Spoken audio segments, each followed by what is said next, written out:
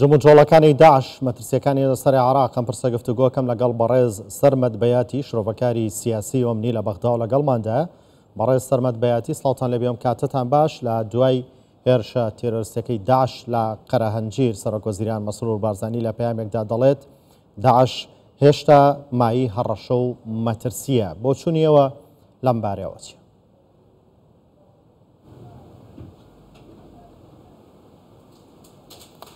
يعني بسم الله الرحمن الرحيم. تحية بناوي خداي بخشندي مهربان صلوا عليه راسكي اوي دويني رويدا اوي امرو رويدا يا خود تواني بلين اوي لسرتاي دويني ودستي بيكردو وتاكو امروج بردوام بو اما شتيك براستي ماوي او ماي اوي كما اور اللي بدينو والله سيد زدي للسبكين بايستا بدلها مشتك باسي او كاين كان نزيق بغداد لخان بني سعد سيرويدا كان هنالك مضافة كبيرة ومؤمنة في منطقة ناوسيك بوكا ناوسيكي بارزراو بو ناوسيك بوكا حتى نتاراديك زهر بو تيرورستاني داعش او ناوسيك قوستبو بو زموزولي خوان بلام امرو كخوي دبي المنطقة دەستگای ڕوبەڕووبوونەوەی تیرۆری عراقی بابەتی تیرۆری کۆتایی پێهێنا، بەڵام من شتێکی زۆر سەیرم لە بابەتەدا دۆزیەوە. بعد لە هەموو شتێک ئەوە بوو کە زۆربەی ئەو کەسانە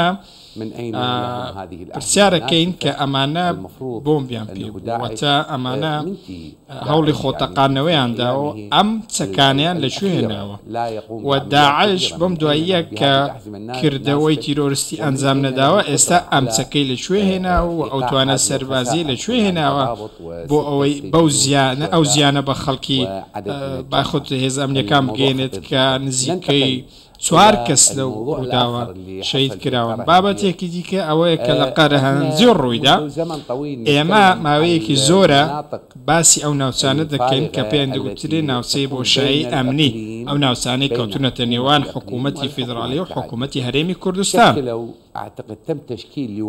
پێم وایە دوو لیوە پێکێنراون، خۆی دەبوایە ئەم دوو لیوەیە ئەم بۆشایانیان پڕ کرد بکردایەتەوە بۆ ئەوەی ئەم جۆرە شتانە ڕوونەدەن، بەڵام زۆر بەداخەوە زیان هەبووە و یەکێک لە ئەندامانی ئاسایی شەهید بووە، کەسێکی دیکە بریندار بووە، هەرچەندە یەکێک لە ئەندامانی داعش کوژراوە لە بەرامبەرداوای دیکەش بریندارە، بەڵام ئەوەی کە ڕوویداوە بەڕاستی ئێمە تاکو ئێستاش نازانین داعش نیازی چی بووە و دایانویسی بکەن ئایا نیاز هەبوو بۆ ئەوەی دیزە بکەنە هەرێمی کوردستان و شارەکانی دیکەی هەرێمی کوردستانی هەر ناوچەیەکی دیکەی عێراق بۆیە ئێستا ئێمە ناتوانین ئەوە بڵێن کە داعش زموزۆڵی نییە، بەڵکو داعش زموزۆڵی هەیە و ئەنجامەکان هەرچیەک بن داعش لە کردەوەکانی بەردەوامە تا ئەو کاتەی دەتوانێت ئەم زیانە بە هێزە ئەمنیەکانمان هێزە ئەمنیەکانی عێراق بە ئاسایش بگەێنێت کەواتە مەترسیەکی بەردەوام هەیە. ئەگەر مەترسی نەبووە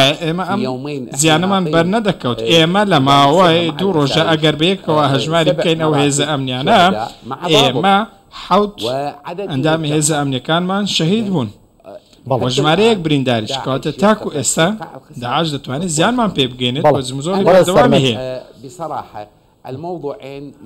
من دوو بابەت بەڕێز سەرمەد بۆ ئەی بۆ کە ئاوایە دۆخەکە بەم شێوەیە بۆ تا ئێستاشی لەگەڵدا بێت بەشێک لە بەرپرسانی باڵای عێراقی ڵێن داعش هەڕەشە نییە.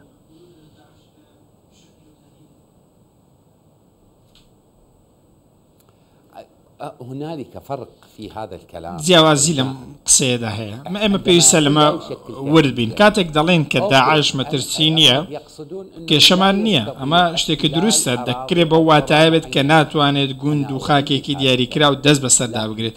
من لەگەڵ ئەمە کۆکم، بەڵام من لە هەمان کاتدا من گوتومە و لە ئاستە بەرزەکانیشدا ئەوان پات کردوێتەوە ڕاستە داعش ناتوانێت دەست بەسەر کۆمەڵە ناوچەیەکدا بگرێت، بەڵام داعش دەتوانێت زیانمان پێ بگەێنێت، دەتوانێت زیان بە هێزە ئەمنیەکانمان بگەین. ئەمە ئەو شتە بوو کە ڕوویدا بیرمان نەچێت. ماوەیەک پێش ئێستا لە متەیبیجا ئامر لیوایەک شەهید بوو کە پلەیەکی بەرزی سەربازی هەبوو. کەواتە ئەم شتانە چۆن ڕوودەدەن ئەگەر داعش نەماوە و ئەگەر زمزۆڵی نەماوە؟ با ئێمە بەرنەم شتێک دەستنیشانکردنێکی ورد بکەین. ئێمە لاوازی هەواڵگری زۆر گەورەمان هەیە لەم بابەتەدا. با ئەم بابەتە دابش بکەین. لە خان بەنی سەعەد بە دیاریکراوی کە کەوتوتە دیالە ڕاستە ناوچەکە هەمووی باخ و پێستانە و ناوچەیەکە تۆ سەخت پێ دەگەت بەڵام کاتێک ئێوە دەتانزانی کە داعش داڵانێکی لەوێ هەیە بۆچی هێرشێکی لەو شێوە ئەنجام دەدەن بۆچی ئەو زیانە بەرهێزەکانتان دەکەوێت کاتە لاوازیەکی ئەمنی هەیە بە هەمان کاتدا ئەو ڕووداوی لە قەرە هەنزی ڕوویدا ئەگەر بە نمونە ئەو هێزانە ئاگدارن کە داعش هێرش دەکەن یاخود ئەگەر زانیاری هەواڵگیری پێشتر هەبووایە ئەم شەهیدە لە ڕیزەکانی ئاسایش نەدەکەوتەوە کەواتە زۆرێک لە کەمتەرخەمی هەیە لە زانیاری هەواڵگیریەکانمان. بەڵێ سوپاس بەڕێز سەرمەد بەیاتی شرۆڤەکاری سیاسی و ئەمنی لە بەغدا و لەگەڵماندا بووی زۆر سوپاس بۆ ئێوە.